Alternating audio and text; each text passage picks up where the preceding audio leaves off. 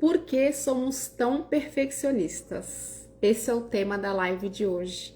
Eu vou começar falando sobre um dado da Harvard Business Review que fala que mulheres líderes, 62% dessas mulheres líderes falam que a causa do seu ou da sua paralisia de carreira ou do seu burnout tem a ver com o seu perfeccionismo. Então, para você que se identifica com este tema, fica aqui comigo, eu mesma. Se tivesse passando um tema sobre perfeccionismo aqui, é um tema que me pega bastante, porque eu quero começar falando sobre o meu perfeccionismo. Eu sou uma pessoa perfeccionista, né? Então, assim, Giovana, mas então, você vai falar pra gente o porquê que nós somos perfeccionistas e você é perfeccionista?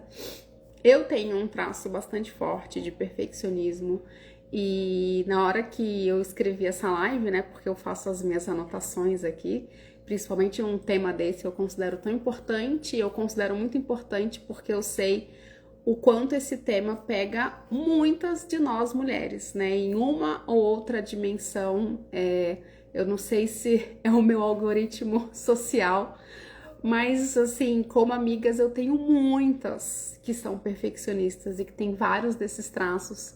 E hoje, um dos grupos que eu coloquei que eu faria uma live sobre perfeccionismo, algumas, eu sou também. Eu já fiz uma outra live sobre esse tema e hoje eu trouxe algumas outras coisas que eu acho bacana a gente reforçar aqui.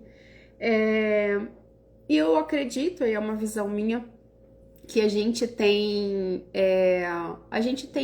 como se fossem graus de perfeccionismo, né? Assim, no sentido de eu sou muito e eu nem percebo, né? Acho que o grau, assim, eu digo o grau mais alto de perfeccionismo e um alto grau de não percepção do perfeccionismo é ligado a eu sou, mas eu confundo o meu perfeccionismo com excelência, né? Então, geralmente, uma pessoa perfeccionista, um dos traços de comportamento é que ela é uma pessoa que faz muito, muito, muito, tem muita disposição para fazer, para executar.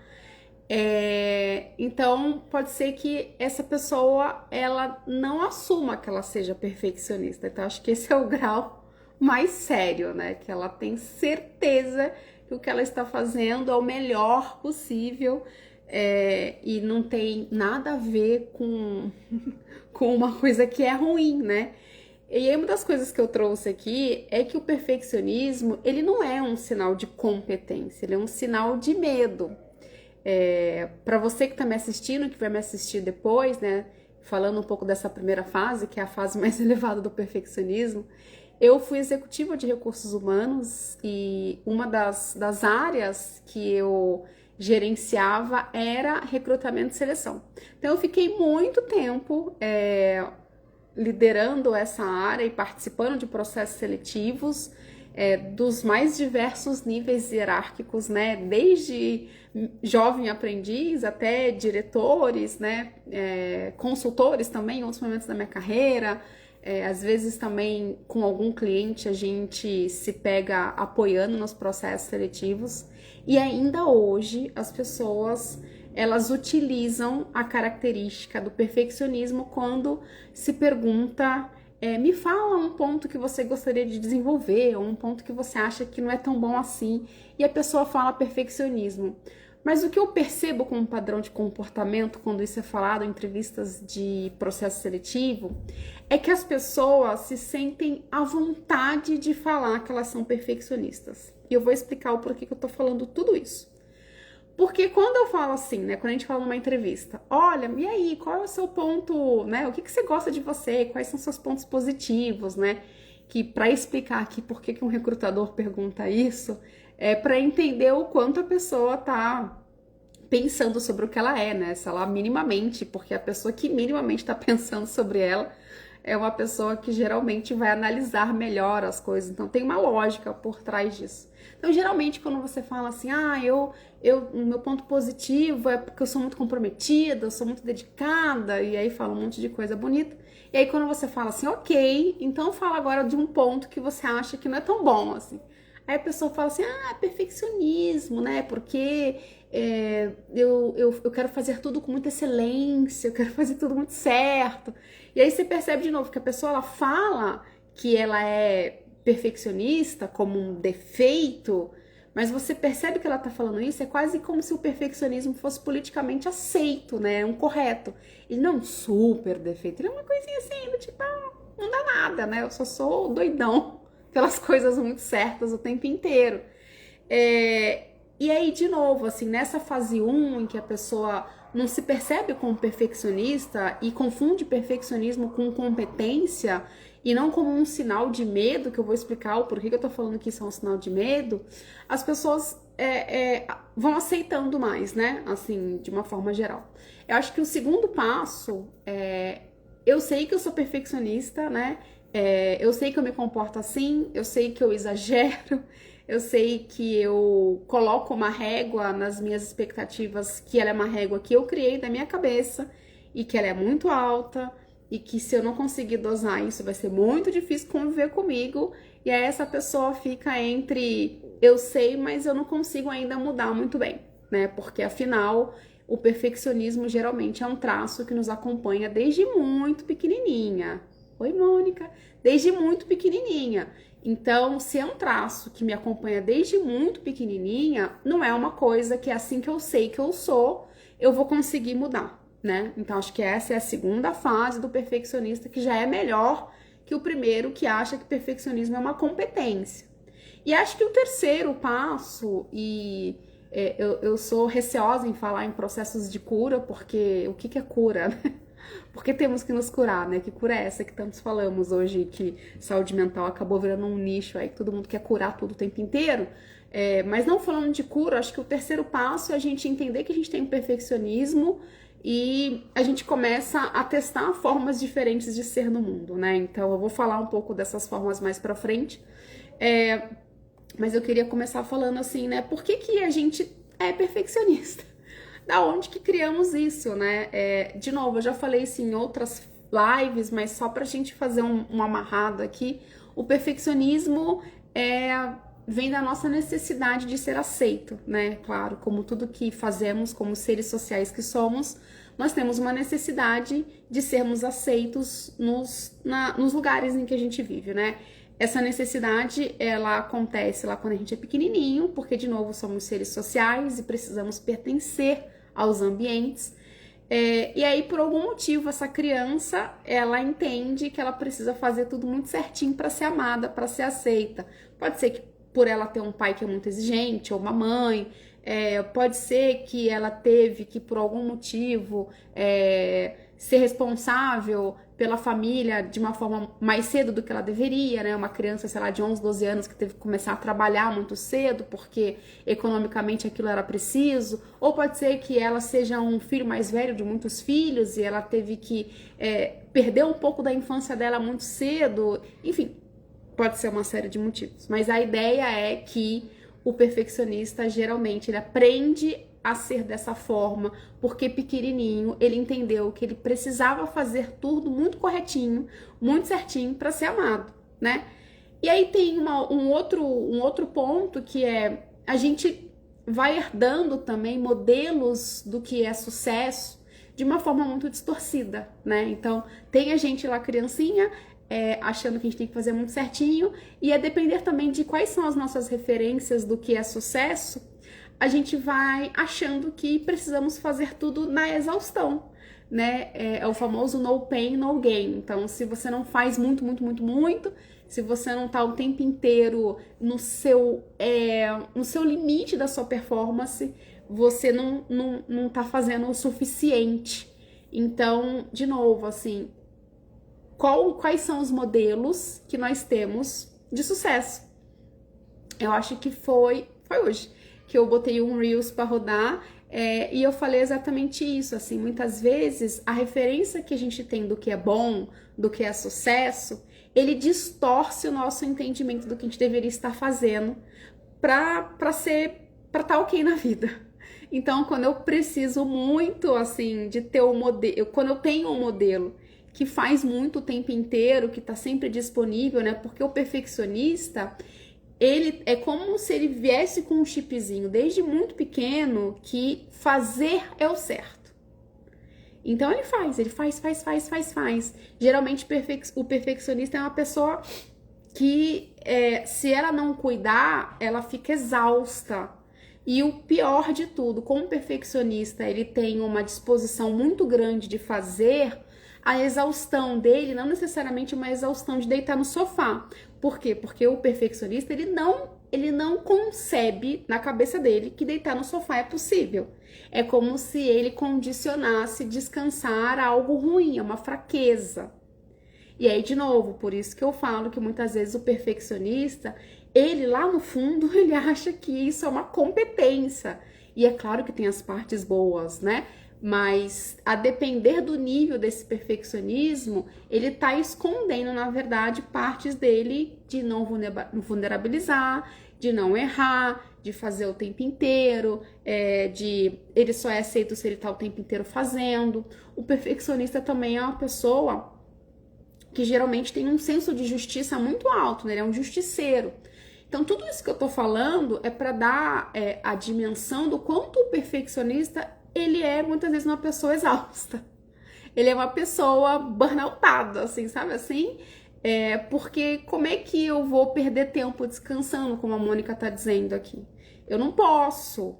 Então, tem uma relação de culpa com desfrute, com a pausa, com o nada, com o ócio. Escreveram aí o tal do ócio criativo, o perfeccionista deve ler e falar muito bonito isso. Mas na vida real eu não consigo fazer isso. Ou seja, achei bonito isso. Que Domênico escreveu isso em algum momento. Mas cá eu fazer já é uma outra coisa completamente diferente. Então, eu vou olhar para baixo aqui que tem a minha colinha, tá? Então, esse perfeccionista, ele entende que tudo que ele faz com excelência. Ele é muito cuidadoso, ele é muito zeloso. E aí, de novo, é claro que tem a parte positiva, né? Uma parte boa, a recompensa boa de ser assim.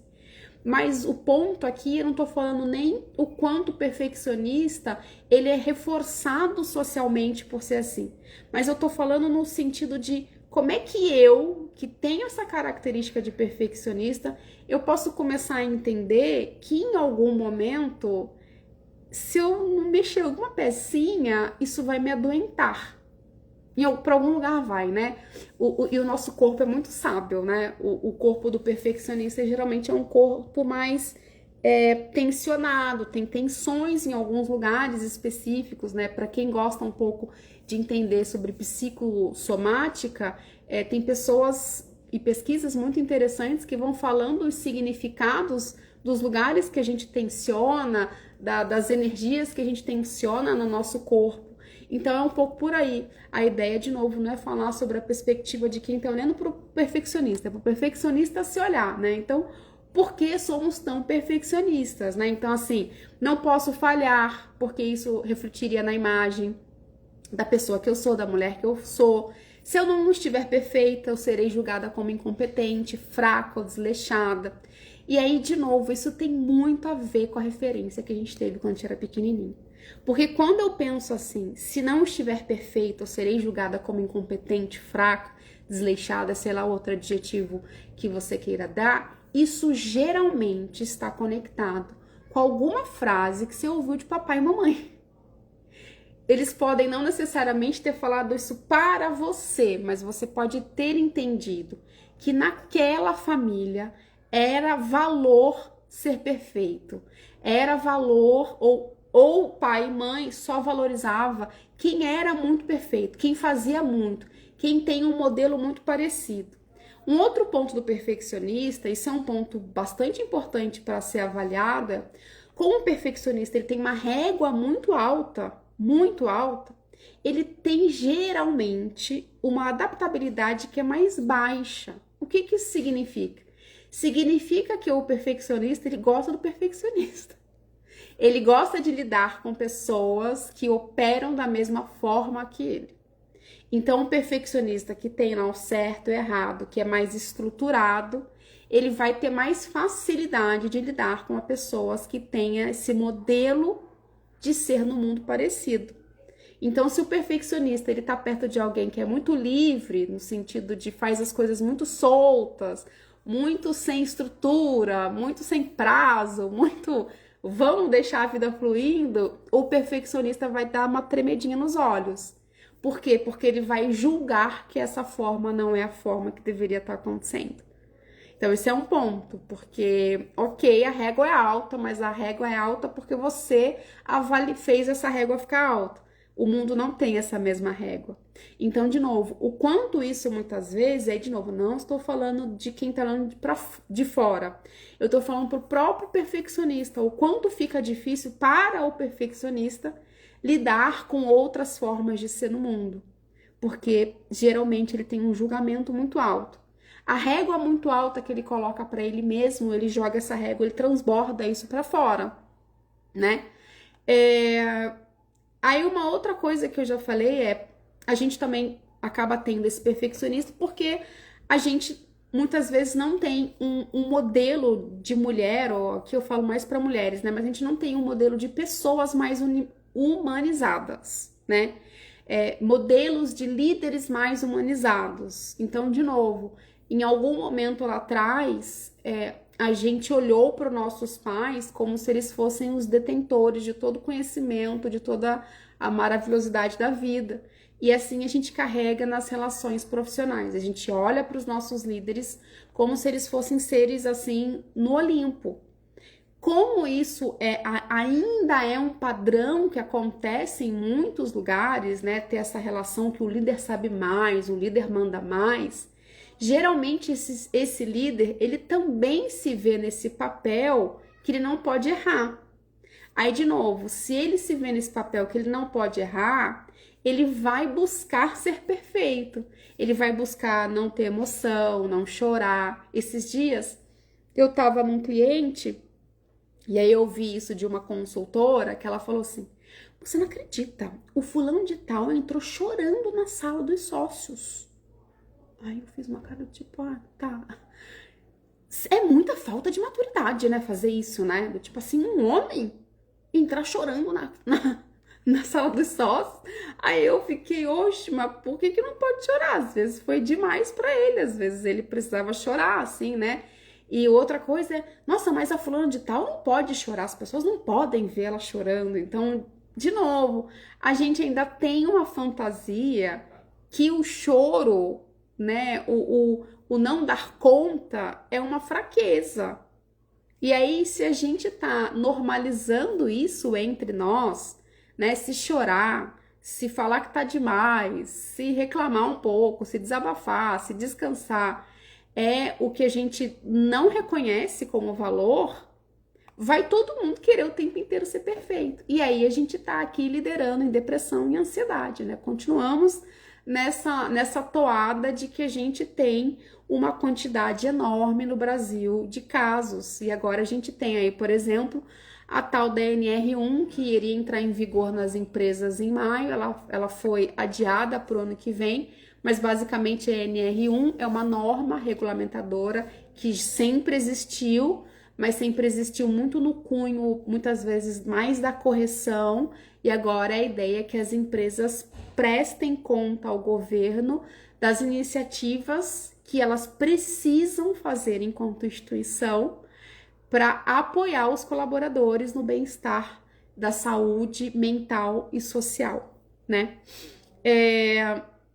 Então, quando a gente tem essas referências, né, de mulheres que não podem ser mais humanizadas, ou de modelos mais tradicionais, né, que são modelos mais masculinos e que teoricamente aguentam mais, né, o homem teoricamente ele é uma pessoa que é mais racional e que vai aguentar mais e que vai chorar menos e que vai aguentar mais pressão. Esse mundo, né? Isso vai gerando uma insegurança, e aí a imperfeição, que nada mais é do que a nossa humanidade, né? A nossa característica de humano, ela perde completamente o valor. E aí são ciclos que se retroalimentam. Então, eu tenho que ser perfeita, e aí quem olha pra mim acha que eu sou perfeita, não vê nenhum modelo de imperfeição, logo eu não posso ser imperfeita. E aí a gente vai, né, Teve um dia que a minha filha de 9 anos perguntou pra mim assim, mãe, você chora? Aí eu falei, eu choro. Que horas? Que eu nunca vejo você chorando. Aí eu falei, às vezes eu dou uma choradinha no travesseiro, mas eu choro, sim. Por que você chora? E uma outra vez ela perguntou assim, mãe, você sabe tudo? Eu falei, não, não sei. Nossa, às vezes parece que você sabe tudo. Eu falei, não sei. Eu falei, mas posso te contar um segredo? O adulto, ele finge que ele sabe tudo, mas ele não sabe. Ele tá fingindo muito bem, assim, às vezes a gente finge bem até demais. Mas eu te garanto que eu não sei tudo. Aí ela ficou pra mim com uma cara do tipo assim, mãe, você tá mentindo pra mim, eu sei que você sabe tudo, né? Então o perfeccionismo, ele não nasce de uma potência, ele nasce de uma insegurança.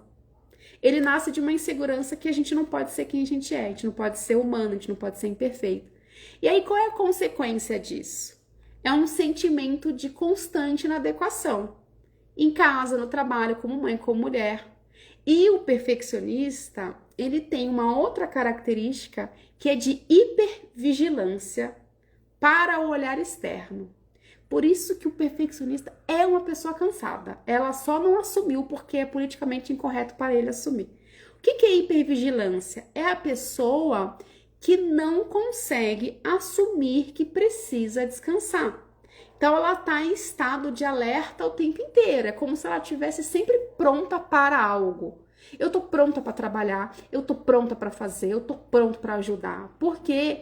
Porque não é que ele é altruísta. O perfeccionista geralmente não é altruísta. Muito pelo contrário, o perfeccionista ele vê utilidade prática naquilo que ele faz. E aí, de novo, ele fica hipervigilante, ele fica o tempo inteiro assim, disponível, porque na cabeça dele, se ele não se disponibilizar, vai estar errado. Eu tenho amigas que tem tudo, tem babá, tem folguista da babá, a folguista da babá, e não é uma crítica, né? Que bom que elas têm. Mas elas estão exaustas. Por quê? Porque tem um jeito certo de cuidar, tem um jeito certo disso, tem um jeito certo daquilo e tal. E aí, quanto mais pessoas elas têm, muitas vezes, como um apoio perto, que teoricamente as fariam descansar em algum momento, não as deixam descansar. Porque a característica do perfeccionismo está encalacrado dentro da gente.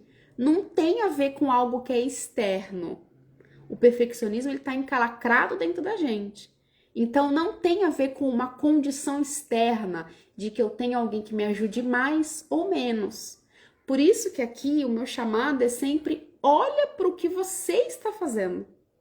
Não tem a ver com o outro, né? O perfeccionista, ele pode estar num ambiente que ele tem todo o apoio do planeta Terra e ele vai continuar operando da mesma forma. Principalmente se ele estiver na fase 1 que eu falei, que é aquela fase que eu sou perfeccionista, mas no fundo, eu acho que eu tô voando. Eu acho que eu sou excelente. Eu acho que, na verdade, eu faço as coisas com excelência. Eu cansei de ouvir isso da boca de perfeccionista. Ah, não, mas é que eu tô fazendo assim porque é assim que tem que ser. Esse é o certo, né? Esse é o certo, assim, falou esse é o certo, é perfeccionista, assim, 225%.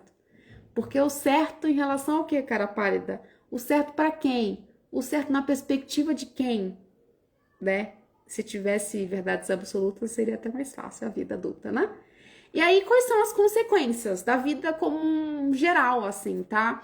Eu vou dar uma lida aqui, tá? Porque eu escrevi. Então, na vida emocional, ansiedade, insônia, culpabilização constante, porque tá sempre, não fiz aquilo, né? Porque, de novo, mesmo sendo perfeccionista, você não vai dar conta de fazer tudo, né?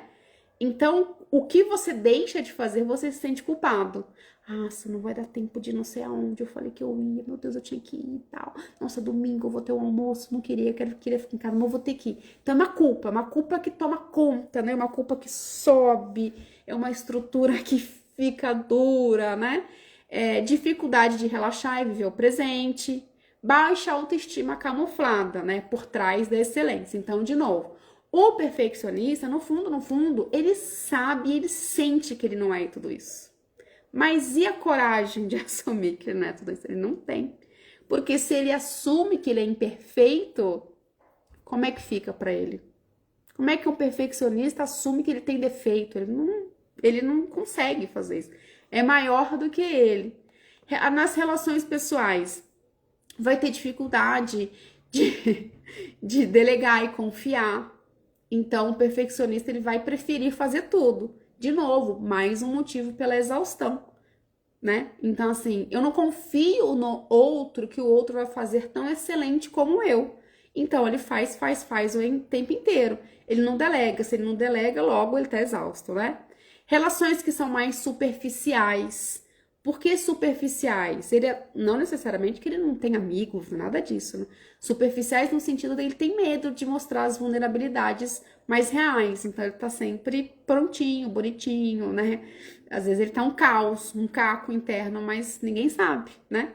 Postura controladora em casa, com os filhos, com o parceiro, né? Então, ele sempre tem que ter o controle, a razão, a última palavra tem que ser dele, e em alguma dimensão as decisões têm que passar pelo crivo dele, senão não é bom o suficiente. E aí desgaste, né, nas relações familiares, especialmente com mãe, com filhas, enfim. Mas aí é papo para outra live. No corpo e na saúde física, quais são as consequências do perfeccionismo? O burnout mesmo, físico, né? Então a pessoa fica exausta.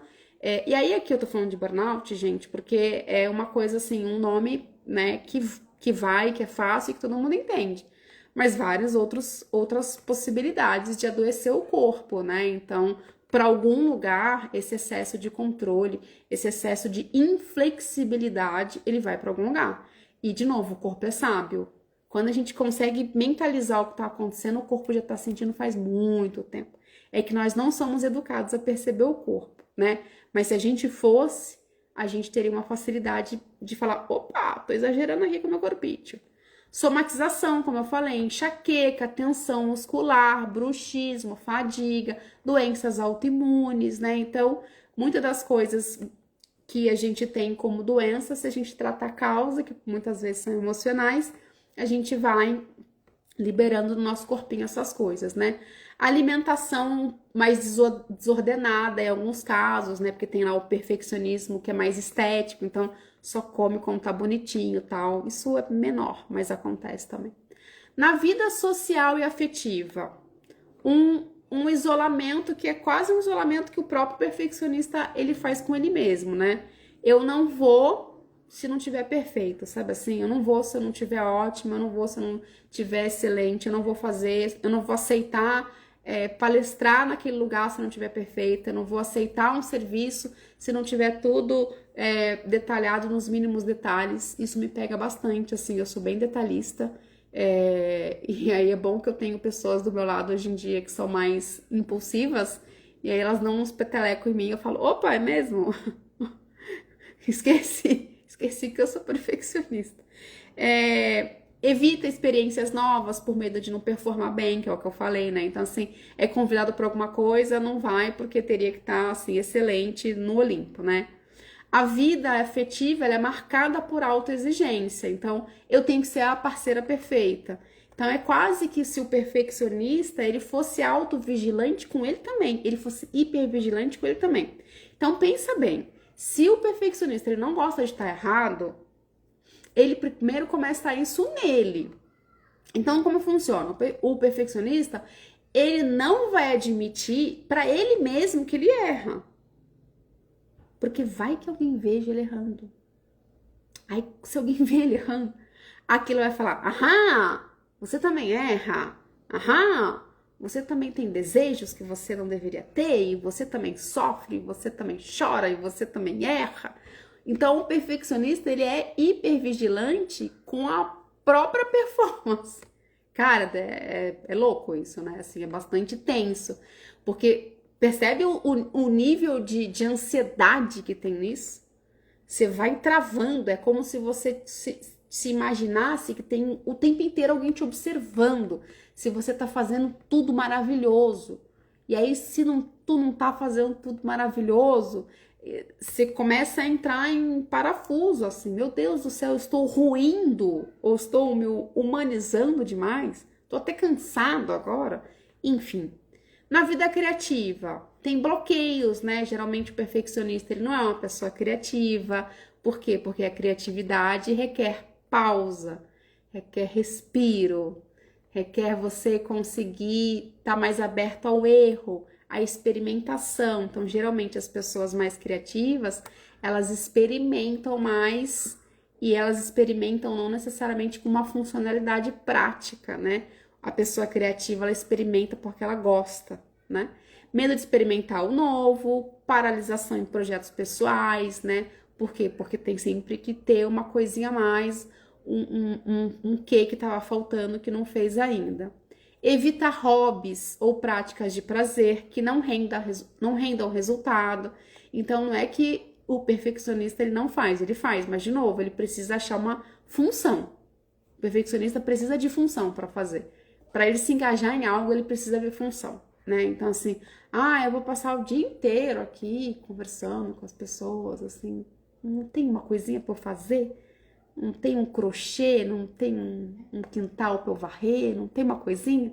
Então aquilo começa a incomodar o perfeccionista, ele vai ficando ansioso por dentro, ele vai tipo, meu Deus do céu, quantas horas mais eu vou ficar aqui sentado conversando? Pra quê tanta conversa? Né? Muito doido. Não precisava com ninguém me... exatamente, a gente mesmo se critica. E aí o que acontece muitas vezes com esse perfeccionista na carreira, né? Ele é uma pessoa que procrastina muitas vezes, e não é no procrastinar que não faz, mas às vezes tem algo lá dentro do perfeccionista que ele gostaria muito de fazer, que ele nunca fez, que é um sonho, sabe assim, um sonho de criança que ele nunca fez, mas ele fala, a essa altura do campeonato, um negócio que eu queria fazer quando eu tinha 12 anos de idade. Vai eu fazer agora com 65, com 50, com 45? Não vou fazer. Não vou fazer porque, né, nunca fiz.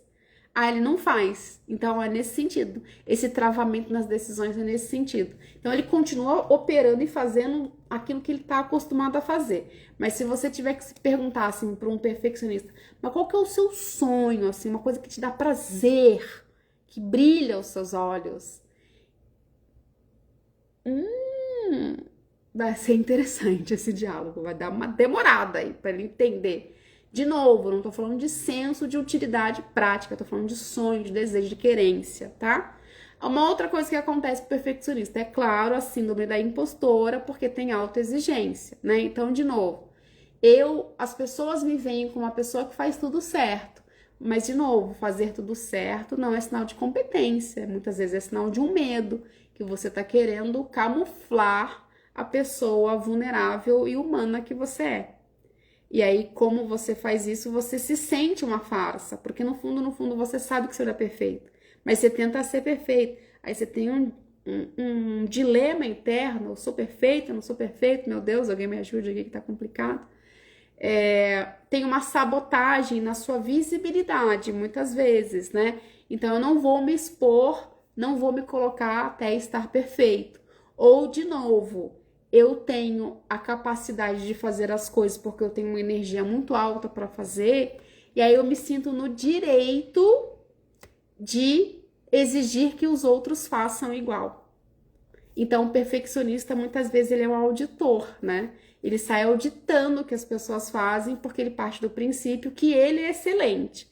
Já que eu sou excelente, eu tenho o direito de auditar o que as pessoas fazem ou deixam de fazer. E aí ele vira uma mala sem alça, né? Efeito burnout, né? Exaustão por tentar entregar além do necessário. De novo, o perfeccionista é um hipervigilante que está o tempo inteiro fazendo e ele vai entregando além do necessário, porque na cabeça dele o certo é sempre superar as expectativas em todas as dimensões da sua vida. E a perda de leveza e criatividade, né? A pessoa fica pesada. A gente fala mala sem alça, que a pessoa fica...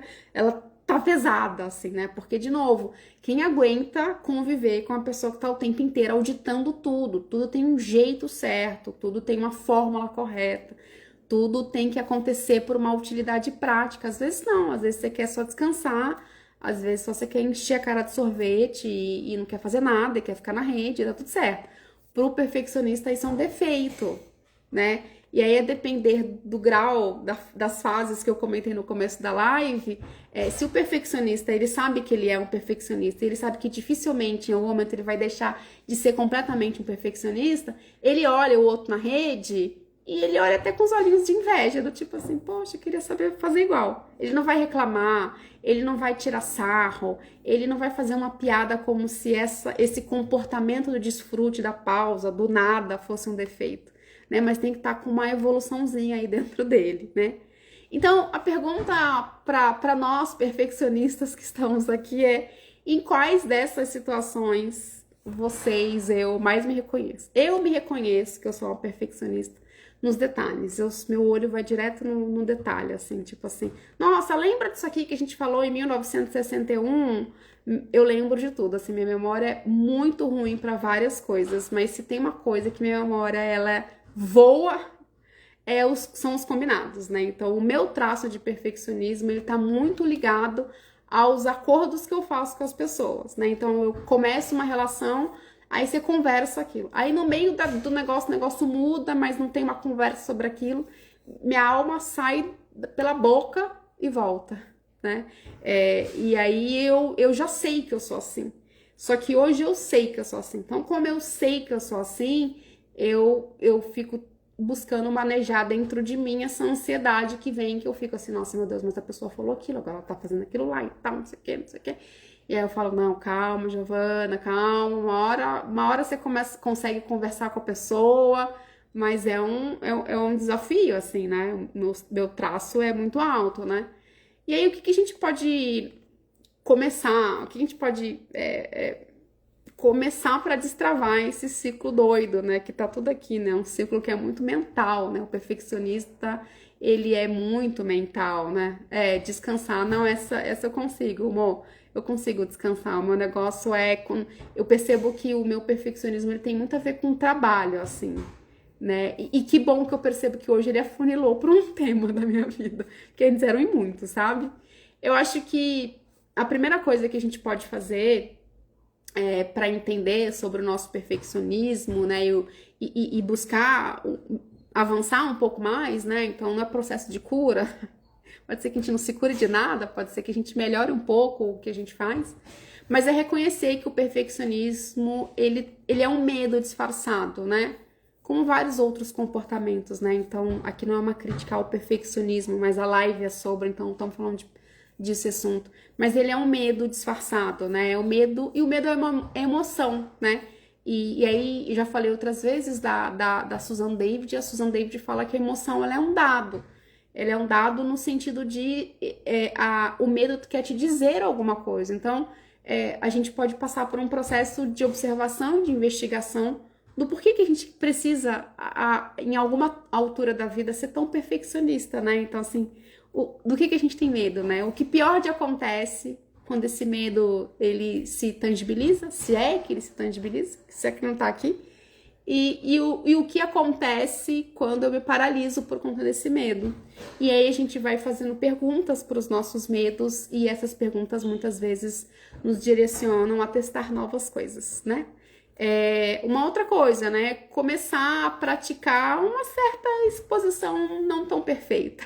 Uma exposição que pode ser imperfeita, né? Assim, mostrar para alguém o que você pensou antes de estar 100%, né? Mostrar um projeto, fazer alguma coisa, emitir uma opinião, né? Eu tenho uma cliente em que ela se colocou num lugar em que ela tem um casamento com uma pessoa que ela entende que é muito inteligente cognitivamente, porque ela não consegue reconhecer que a inteligência dela é de uma outra forma. Geralmente a inteligência cognitiva ela é mais pop na sociedade que a gente vive. E aí ela fica assim se colocando num lugar de eu não posso emitir opinião nesse grupo desse meu marido, porque no grupo desse meu marido as pessoas são muito inteligentes. Aí eu falo, gente, mas que inteligência é essa? Assim, quem é esse grupo, pelo amor de Deus? Porque é uma inteligência específica, né? Então, de novo, geralmente a gente que é perfeccionista, a gente também valoriza muito essa cognição, né? Essa instrução mais cognitiva. Esse certo geralmente tem a ver com essa cognição.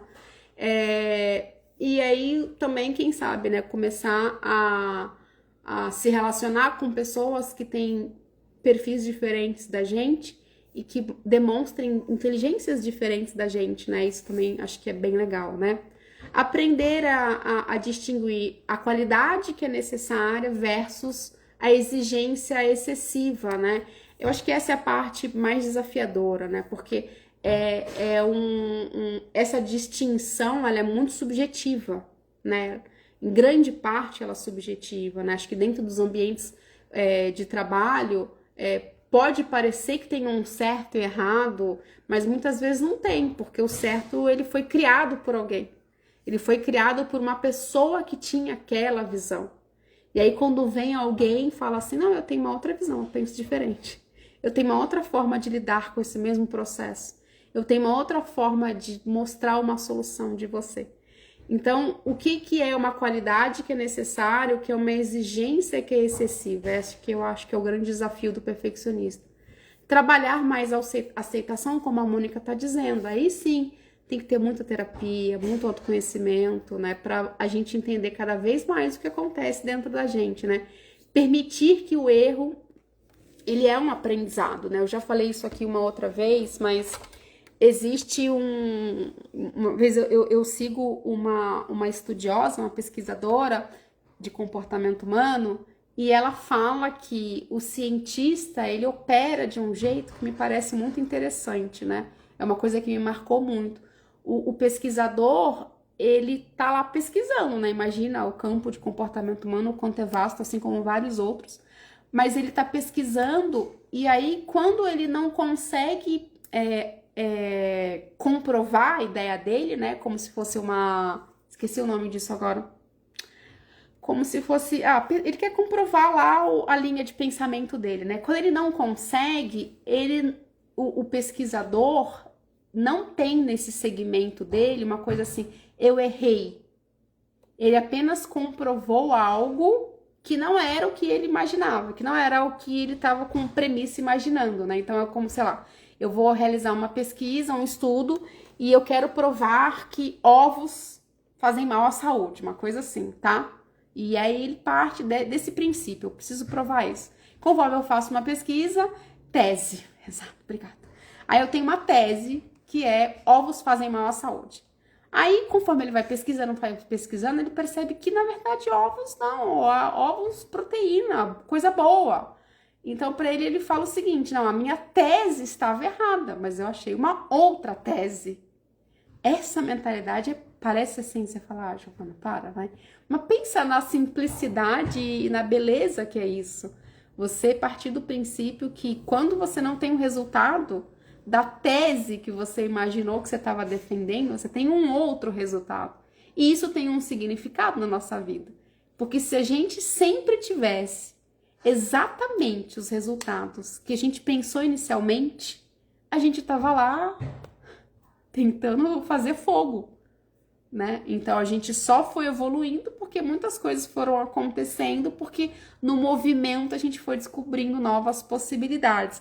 Acho que isso é um grande mantra, assim, pro perfeccionista, né? Assim, quanto mais você se movimenta, mais você aprende e mais você abre possibilidades. Geralmente o perfeccionista, ele é controlador, né? Ele gosta de tudo muito certinho. Mas aí o controle, ele te afunila para as possibilidades da vida, né? E aí é isso, você tem um resultadozinho que é mais afunilado, é menorzinho, né? É mais timidozinho, né? Acho que construir um novo modelo, né, do que você significa, do que é ser um profissional, né, que é mais humano, mais autêntica, né, eu tenho lido muito sobre isso, assim, é um assunto que me interessa muito, o porquê que a gente tem tantas doenças mentais no Brasil, o porquê que a gente fala tanto de treinamento e desenvolvimento de liderança, a gente fica anos falando disso, eu tô nesse mundo desde os anos 2005, mas eu estudo isso desde que entrei na faculdade, e o meu primeiro chefe, que já não tá mais aqui na Terra, ele falava disso desde os anos 80, a gente fala das mesmas coisas, de saber ouvir, de saber liderar, de saber conversar, de saber... Aí você fala, não é possível, com tanta tecnologia, a gente tá falando da mesma coisa faz milhares. Porque o que são essas coisas que a gente repete durante muito, e muito, e muito, muito tempo? São as coisas que nos fazem humanos, né? Então, assim, o perfeito, né? Por exemplo, a inteligência artificial, ela tá aí próxima de uma perfeição no sentido de que, né, quanto mais você usa, melhor ela fica, melhor resposta ela dá, ela vai ficando cada vez mais perfeita, e perfeita, e perfeita. Ainda assim, eu como consultora, como mentora, quando eu entro para falar com os meus clientes, a gente fala das mesmas coisas. De uma conversa que não aconteceu, de uma conversa difícil que não aconteceu, de um ambiente em que eu não pude chorar, de um ambiente que eu não pude reclamar, de um ambiente que eu não pude dialogar sobre o meu incômodo, sobre uma conversa difícil que a gente deveria ter tido e a gente não teve. É sempre a mesma coisa. Por quê? Porque é o que nos trouxe até aqui, é a parte que nos faz humanos, né? Porque somos, de novo, seres sociais, né? E aí a pergunta é, qual padrão de perfeccionismo você mais percebe em você, né? Para ficar aqui. E aí, para finalizar essa live de hoje, que acabou se estendendo, mas o perfeccionismo, ele não nos protege, né? Parece que sim, muitas vezes. Mas ele nos limita, né? O perfeccionismo, ele promete proteção, né? Então, parece que é tudo controlado, seguro. Então, parece que tem uma proteção, uma segurança, né? Só que lá atrás, quando ele foi gerado, né? Quando era pequenininho e a gente precisou desenvolver características de um perfeccionista, isso realmente foi importante para nossa sobrevivência. Mas hoje tá te custando presença, leveza, potência, paciência, tudo que tem ência, né? O descanso, o desfrute, né? Então a escolha de se soltar, ela não é nada fácil. Mas eu acredito muito que é ela que vai te devolver a vida que é sua, né? Essa leveza, essa gargalhada mais livre, assim. Tá bom? Muito obrigada para vocês que estiveram aqui. Espero que eu tenha trazido insights importantes para nós que estamos aqui, provavelmente porque nós nos identificamos com traços perfeccionistas. E é isso, muito obrigada, boa noite e obrigada por quem vai assistir depois. Um beijo grande. Obrigada, Mônica, obrigada, pai e mãe, obrigada por quem esteve aqui. Beijocas!